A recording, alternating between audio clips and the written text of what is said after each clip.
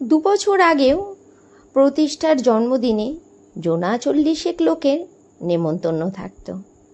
নিজের হাতে রান্না করে প্রত্যেককে পরিবেশন করতাম।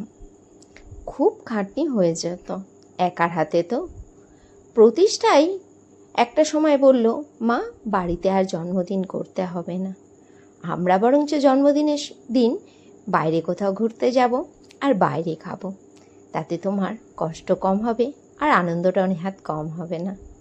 চলো, 2 বছর ধরে প্রতিষ্ঠার ইচ্ছাটাই পালন করা হয়।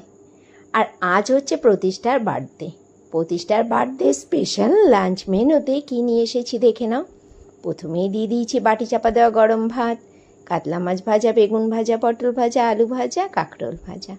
দিয়েছি মুসুরির ডাল, দই কাতলা, চাটনি, আর দিয়েছি মিষ্টি, দই। আর অবশ্যই জন্মদিনে পায়েস থাকবে না, এটা তো কখনো হতে পারে না। দুপুরের লাঞ্চ মেনুতে এইটুকুই রয়েছে। আর রাত্রবেলাতে ইচ্ছা আছে আমরা সবাই মিলে রেস্টুরেন্টে গিয়ে প্রতিষ্ঠার বার্থডে সেলিব্রেশনটা করব। আর যে কোনো শুভ দিনে আমি কিন্তু অবশ্যই বাড়িতে পায়েসটা তৈরি করি। আমাদের বাঙালিদের মতে পায়েসটা হচ্ছে খুব শুভ।